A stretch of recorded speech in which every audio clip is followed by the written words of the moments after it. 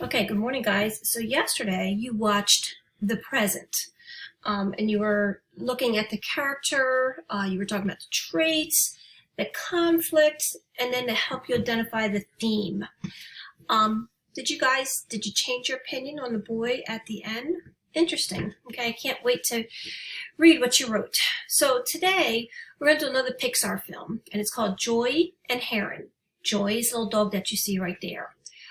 Again, we're trying to identify theme. Before we can really get into analyzing literature, a literary essay, you need to really be able to identify the theme. And remember, they're not just going to come out and say, hello, the theme is this, okay? So after you watch the video that I'm doing now, then you're going to go back and watch Joy and Heron, okay? And a heron is a type of bird.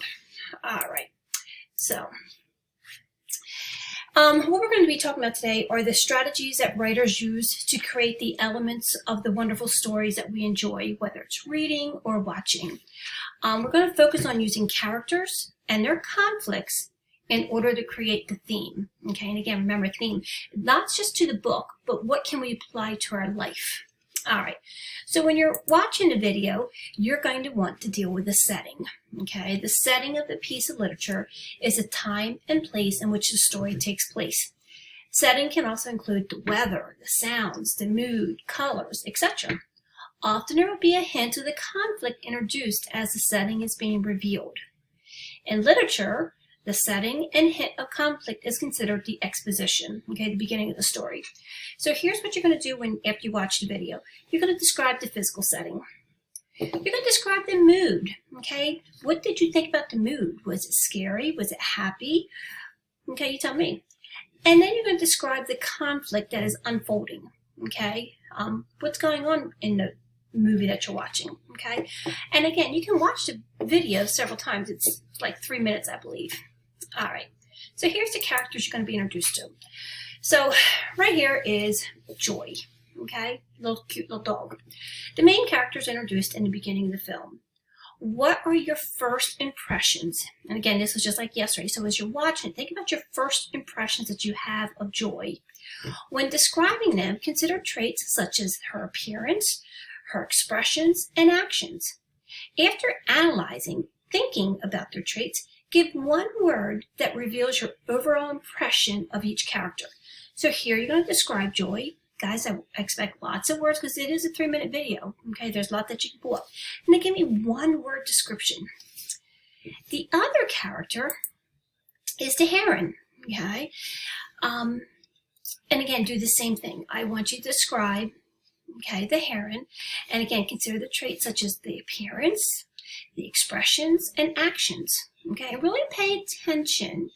You're going to find that what you originally think the heron's doing is for a reason, okay? And I think it's going to change your view of a heron, all right? And then you're going to click and give me a one-word description. Pretty easy so far. All right. So the story map, okay? Every story should have a conflict. They have the rising action and the climax. So the rising action is just what's happening to build the big conflict, which brings about the climax. What's the turning point of the story? So each conflict that happens is considered to be a rising action because they raise the intensity of the story, okay? So each time you're going to see the heron do something, okay, and then the dog's going to do something. Each rising action brings the story closer to the climax. I'm going to tell you right now, the climax is when Joy realizes something. Okay, so I'm giving you a hint there. The climax is the most intense part of the story. It is where the conflict erupts.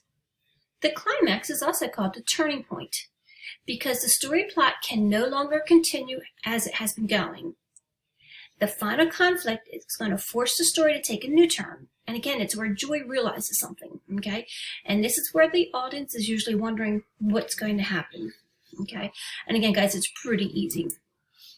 All right, so after watching a story, you're going to describe the sequence, okay? First thing that happened, second thing happened. There's definitely two definite things. And then the climax. And again, guys, this is what does Joy realize, okay? It's easy to pick up when you're watching it. So again, these I expect, a complete sentence, complete sentence, complete sentence. Okay, I want you to think about the turning point, okay? That's the turning point, is the climax, okay? What's going to happen? So this story takes an unpredictable turn. And again, guys, it's when Joy realizes something. Think about how the writer uses literary devices to develop the story. So in this box here on the plot, what does Joy discover? On the inference, how does her perspective change about the Heron? And then again, the character traits. How can you tell that she's changed her view on the Heron? Okay? And again, you can watch it a couple different times, but I think it's pretty easy to do this. All right, let me continue up here. So we also have falling actions and then the resolution. Again, guys, if we go back to October, November, when we were doing story maps, the falling actions are the events that happen after the climax. So I want you to think about after Joy realizes something about the Heron, you need to think about the stuff that happens after that.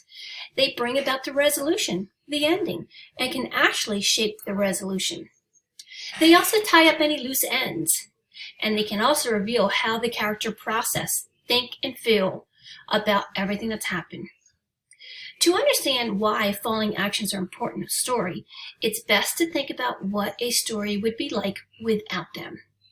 Imagine if the writer of Joy and Heron left out the falling actions. Joy would not have discovered why Heron stole the worms, and then they would have just gone home. We wouldn't know that Joy felt sad and gave Heron the worms. Okay. So again, we're giving you some information here, but that's okay. All right. So the next thing you're going to do is think about theme. And again, we've talked about theme many times. If you still don't understand theme, I know I referred you to this yesterday. You can go to Schmoop and look at the video on theme. So with theme, a lot of times it comes out of a conflict. And the conflict on this story is between Joy and Heron. A theme usually emerges, all right? Theme is the lesson that the characters learn. Think about what Joy has learned, and then think about the Heron has learned. And then once you figure that out, then you can, by extension, think about something that we can apply in our own life. Most writers create stories because they want to have a positive impact, okay? Positive impact.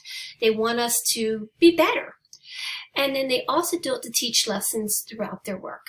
Some common themes in literature, again, we talked about yesterday, could be courage, friendship, belonging, could be loss or grief, growing up, suffering, jealousy, love, and anger.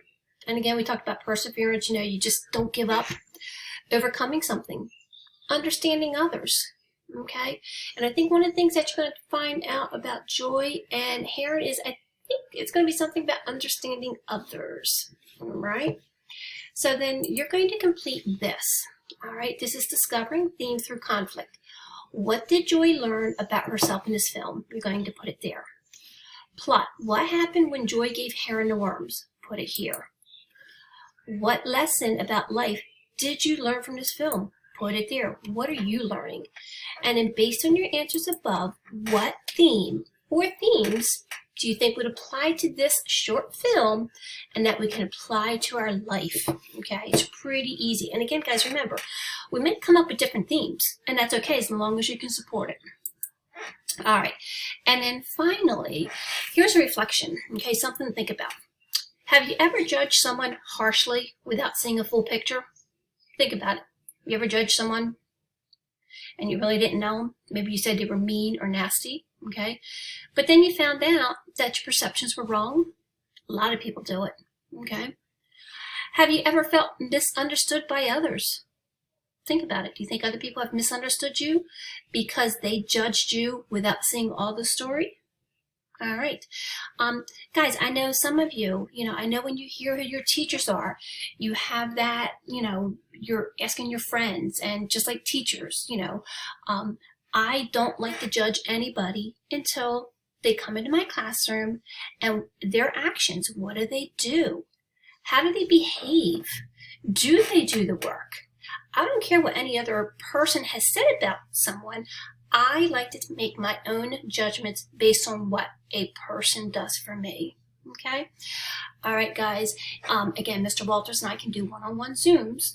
but you need to let us know. All right, guys. So after this, you're going to watch the video, and then you're going to complete out the Google slide. All right, take care.